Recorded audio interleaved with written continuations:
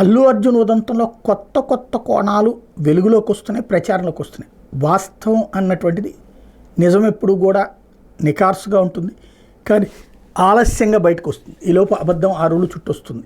ఏది నిజమో ఏది అబద్ధమో బయటికి చెప్పే ధైర్యాలు ఇప్పుడు ఎవరికి లేవు. రెండు తెలుగు రాష్ట్రాల్లో కూడా విచిత్రమైనటువంటి వాతావరణం.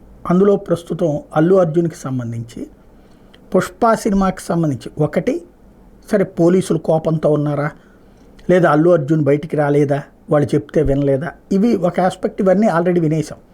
ఇప్పుడు వింటున్నటువంటి కొత్త కాన్సెప్ట్ ఏంటంటే ఒక మంత్రి పేరు నేను ప్రస్తావించిన, ఎందుకంటే ఆయన పేరుతో ధృవీకరణ కాకుండా, బట్ ప్రధానంగా వినబడుతున్నటువంటి మాట ఏంటంటే ఒక మంత్రి గారు, కీలకమైనటువంటి మంత్రి గారు ఒక సినిమా థియేటర్లో బెనిఫిట్ షో తనకి అంకితం చేసేయమని అడిగారని.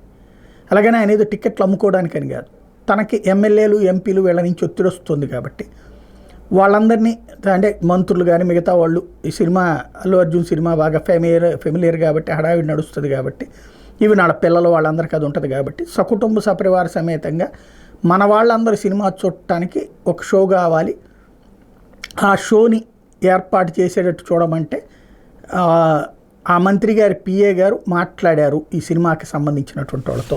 ఒక థియేటర్ని ఒక షో, ఒక బెనిఫిట్ షో వాళ్ళకి ఇచ్చేయమని చెప్పేసి.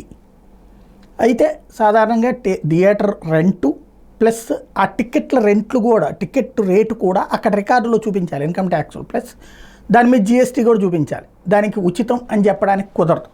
కాబట్టి అవన్నీ కలిపితే దగ్గరగా 30-40 లక్షల రూపాయలు అవుతుంది.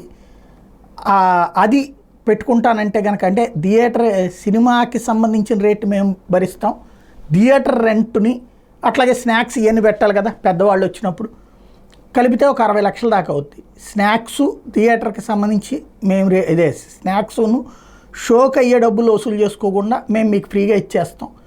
థియేటర్ రెంటు, థియేటర్కి సంబంధించినటువంటి ఆ మిగతా యాక్టివిటీ మీరు చూసుకోండి అని అడిగితే అట్లట్లాగా ఇంత మీరు 100 కోట్లు సంపాదిస్తారు రేపు పొద్దున మేము ఇచ్చే బెనిఫిట్ షోల వల్ల, కాబట్టి ఒక షో ఇవ్వలేరా మాకు అని అడిగారని, దానికి ఇటు యూనిట్ నిరాకరించింది అన్నటువంటి ప్రచారం నడుస్తుంది. ఇక్కడ ఇవాళ ఒక కొత్త సంప్రదాయం తీసుకొస్తే రేపటి నుంచి ప్రతి ఒక్కళ్ళు అదే అడుగుతారు. ప్లస్ ఇప్పుడు అధికార పక్షం వాళ్ళకి ఒక థియేటర్ ఇస్తే రేపు పొద్దున్న ప్రతిపక్షం వాళ్ళకి థియేటర్ అడుగుతారు. ఇవ్వకపోతే రేపు భవిష్యత్తులో మళ్ళీ ప్రతిపక్షం వాళ్ళు అధికారంలోకి వస్తే అప్పుడు మళ్ళీ వీళ్ళని ఏడిపిస్తారు. ఇప్పుడు ఇదేమైపోయిందంటే ముళ్ళకంప మీద చీర లాంటి బతుకైపోయింది సినిమా పరిశ్రమది. ముట్టుకుంటే ఏమైపోతుందో తెలియదు, లాగితే సిరుగుతుంది, వదిలేస్తే నలిగిపోతుంది. ఇప్పుడు అలాంటి పరిస్థితి అయింది అన్నటువంటి మాట వినబడుతుంది.